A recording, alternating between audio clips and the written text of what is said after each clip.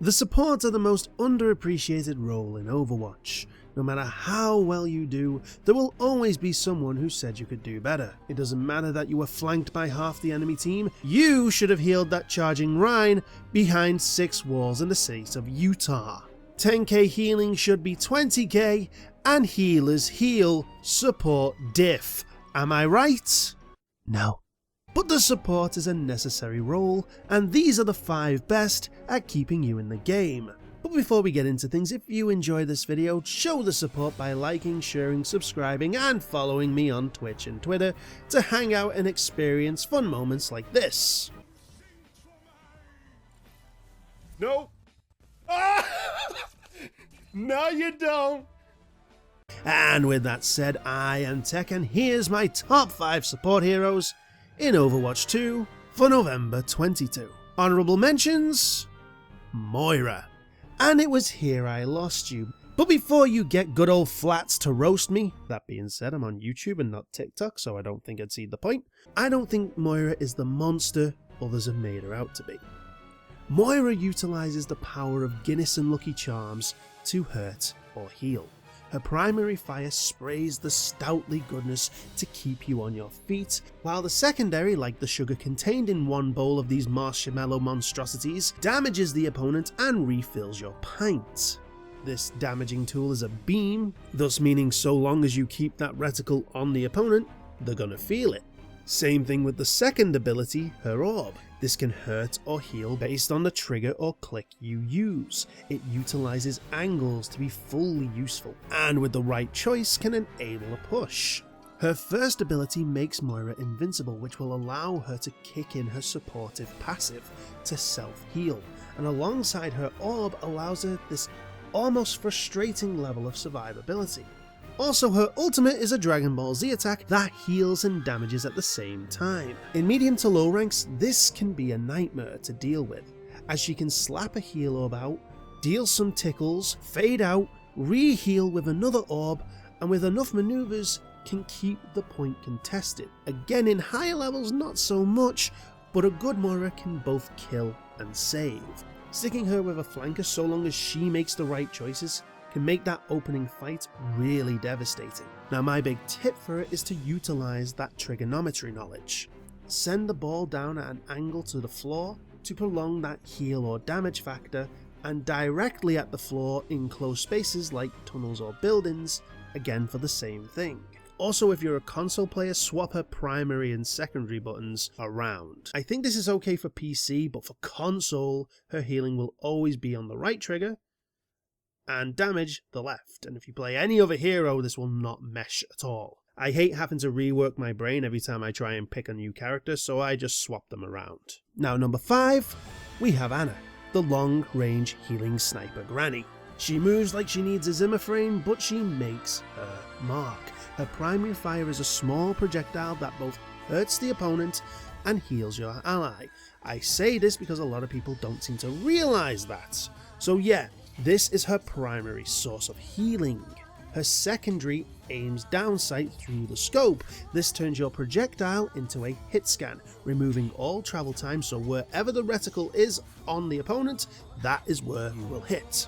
Think turning Battlefield into Call of Duty. The biggest boon for this is that when aiming down sight, any teammate in this triangle will be healed, so you don't have to be dead on. This makes the art of quickscoping quite a powerful tool. That Genji of yours jumping around like the floor is lava, give him that quickscope and he's no longer an issue. Her first ability is Sleep Dart, the Devil's Crowd Control, able to put down many an annoying ult.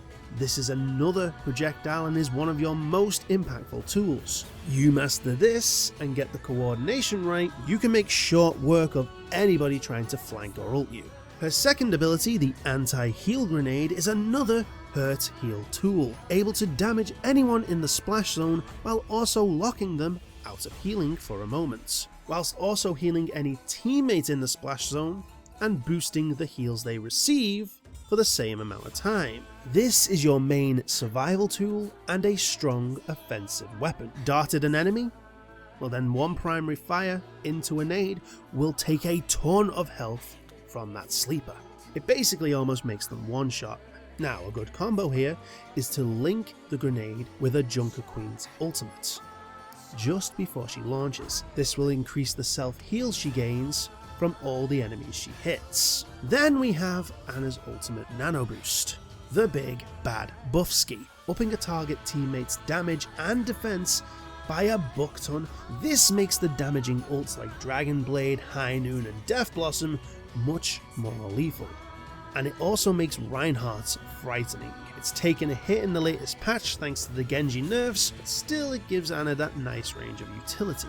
Now, to get the best out of Ana, you will want to master utilizing that nade from spawn, which you can do with the workshop game Reverse Nade Tool by Pangama. This will show where Ana's nade will land at the trajectory you're aiming. This will boost your team's survival if you get taken out and have to make a dash out of spawn. A good way to learn this is find a trajectory and then use what is on your screen to find a sort of place to remember. Like sometimes you can use your ultimate icon and line it up with a window. Others you may have to use your scope and line something up there. But knowing a good spot on the map will boost your value. And that's what Ana brings, value. Her heal output is very good, and while there are heroes who have the ability to cleanse themselves removing that heal block, only one hero has a mass cleanse ability, and if they aren't there, it's big value. At 4th place we have Zenyatta, my personal favourite support. This dude hits hard. His primary fire is a fast projectile that deals a fair amount of damage, taking only 4 body shots to take out a tracer. But his secondary is the real powerhouse, charging up your primary weapon to unleash a maximum burst of 5 orbs. This will shred any 200 health hero and can be amplified by his first ability, the Orb of Discord, which will increase the damage taken on a target who is afflicted. This is shown with the Discord sign above them. The sign is visible through walls, but the orb will return to you after so long of the enemy being out of your line of sight, as will the second ability, Orb of Harmony, the yin to the Discord's yang, healing an allied target so long as you are within line of sight. This means so long as Zen's body is not being blocked off from any said target, they will be healed or be debuffed. This is the way that Zen brings the goods. Slap a Harmony on a teammate, a Discord on an enemy, and help put the pressure on the team. Then if all else fails or you're ready for a big push, your ultimate Transcendence will allow you to keep everyone healed at a rapid rate. This won't help against big one-hit kills like the Diva Bomb or Riptires, but it's the ultimate counter to Dragon Blades and EMP. You can also use the fact that Zen is invincible to break line of sight for the Diva Bomb, or take a dangerous attack like a Reinhardt's Charge to prevent a pin or death to someone else. Then you slip back to the back line where you'll be safe. Also, his kick boops off edges. Now Zen's biggest strength is that damage. He is one of the strongest supports and with good aim and timing can be a real hassle. His biggest issue, alongside Ana, is his mobility or lack thereof. He is very slow and outside of his kick has no real way to disengage. His damage does help with flanks, but I feel the other heroes higher up the list have better options. My biggest tip for Zen is to find a workshop game that focuses on aim and flanker management. Here is the code for one that should work. As with Zen not having much to disengage from a flanker, you will just have to go all out and make them regret coming for your tranquil ass.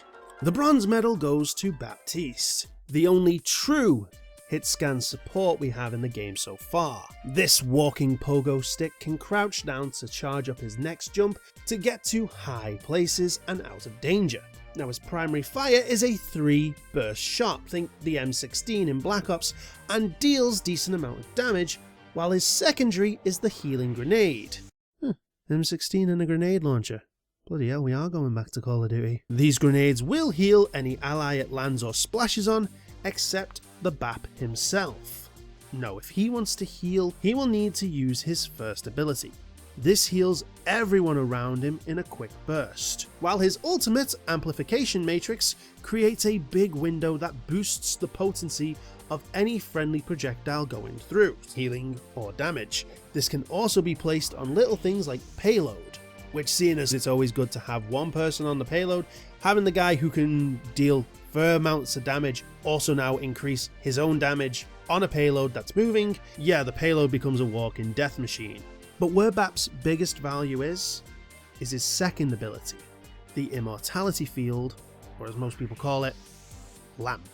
This will keep anyone inside it alive from even the most deadliest of ults.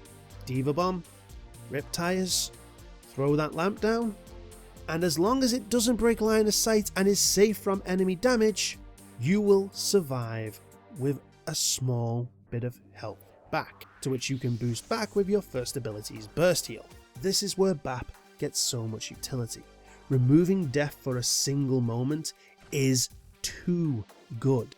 His biggest flaw is his survivability. Yeah, he has a better time than Ana and Zen, he can jump out of the way of things, but that's about it. His only source of self-heal is on a scarily long when you need it cooldown, and outside of that and his passive, he has no way to heal up. But the pros do outweigh the cons, and a big tip is if you want to get value out of that lamp, it has the same arc as your secondary fire. So if you don't know if the lamp can make the shot, fire your secondary, and if that grenade hits where you want it to, let that lamp loose. Silver medal goes to Lucio, as this pitch perfect Pele is able to heal or increase movement speed through the power of them sick ass beats. His primary fire is a 3-burst projectile dealing fairly standard damage but has the decent firing rate, while his secondary gave the term boop. Yes, this is the OG, sending enemy heroes and their players into a Greek tragedy. Seriously, why is it always Ilios? His first ability shifts between his healing and speed boost effects. This can be done anytime, anywhere, and is one of the more powerful tools, as it causes his movement to become somewhat erratic, and allows teams to get back into the fray. For the most part, unless you're poking, you will have speed boost on, only using heal when people need it. Now if you couple the speed boost with Lucio's wall riding passive, you can get around the map much quicker. His second ability cranks up the tune skis to enhance their effect. This is mostly done when in healing mode during big fights, for that big burst of heals, but you can use it on your speed boost from the spawn to get to your team faster. His ultimate drops the frickin' base, giving everyone a buck ton of overhealth. This means very little really. It's strong and you can survive most ultimates with the right timing, Diva Bomb at point blank being the only exception, and it has a fair charge time. But yeah, this man is a menace to society. If said Moira was good at staying alive, this dude is godly. Hell, I'm not even good with the guy and I can be annoying with him. His ability to wall ride combined with that movement speed boost and the quick shift make him a hard target to hit and quite unpredictable. But it's that movement speed that makes him the pick. We have heroes like Roadhog, Reaper, Sigma, Ana, Zen, who just have so little in movement options that it makes them struggle. Lucio helps with that, and it's one of the reasons he's been in such a good place for so long. My biggest tip is to get those wall runs out of spawn down. Find the optimal routes to the main battle spots. You can look them up on YouTube and then practice them. You can either go into a custom game and load up the map you want to try out, but there's a good workshop game called Lucio Comeback Tool that can make things a bit easier.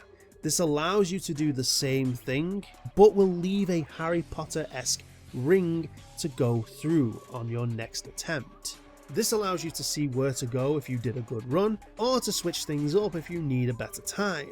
Doesn't have all the maps right now, so hopefully when the workshop comes back, this will be improved upon, but from what we have as it is, it's a good showing. Finally, at number 1, we have Kiriko, and it isn't a shocker. This character can be scary. Her primary fire sends 5 healing Gafuda to your target party member that will home in if your reticle was on them when you fired. This is shown by the papers being yellow, otherwise they're like a blue colour. Now those blue Gafuda will travel in a straight line, and teammates can still be healed if they walk into them. Her secondary is a kunai. This is both the weakest and strongest attack for the supports, dealing almost the same damage as Zen's orb, if not a little weaker on body shots, but the headshots are massive. It literally takes one headshot and a punch to erase a tracer from existence, and that's pretty good stuff. Her first ability, Swift Step, allows Kiriko to teleport to a nearby teammate, making her invincible for a split second. This window can save her from many unneeded deaths, and allows her the freedom to stick around near the tank to deal damage and port out to help the back line, then move back when needed. Her second ability has her throw a Suzu of Protection, healing anyone in the splash zone while also making them invincible for 2 seconds, and cleansing any status ailments they had. As we've said, this can be great for stuff like Anna's nades, Sleep Dart, Ash's TNT, and things like Reinhardt's Earth Shatter. Hell, with the right timing, it will save you from even the worst ultimates. Now her ultimate is Kitsune Rush, and is probably the best ultimate in the game, that creates a path-like area, increasing movement speed, fire rate, and cooldown speed for the entire team so long as they stay on this path. They can move out and be still affected for a few seconds, but, you know, stay on the path. Its only real flaw is that it gets blocked by almost anything. Barriers, Maywalls, even the payload, so you have to be smart with how you use it. Send it off to the side of a payload or be on top of the payload and it'll work fine. But this ultimate is full of potential, and potential is why she is my number 1. This ultimate unlocks that potential for almost every member of her team. It makes Roadhog and Reaper absolute monsters. Reaper's Death Blossom is a strong attack, but the movement speed makes it hard to get true value unless you're right on top of the enemy. Kitsune Rush removes that flaw, same with Whole Hog. Hell, Zen had to be adjusted himself because Kitsune made him too good at release. And not to mention, her own kit gets completely boosted. Her heal output gets doubled. She gets an extra Suzu while in this Kitsune Rush window, 3 if you count the one before or after, depending on if you use it the moment it's off cooldown. That's a lot of iframes. Seriously, her kit makes her an easy pick for top support. And if you want an easy pick to support me, don't forget to like, share, subscribe, hit the bell thingy, and follow me on Twitch and Twitter. Come on, hang out, we do good fun. Also, I want to know, who is your top 5 supports and why? Tell me in the comment section below. And finally, tune in next time where we go over my top 5 tanks. But until that day, this has been Techno Odin. Stay safe, claim skulls, smash bosses, and experience tranquility.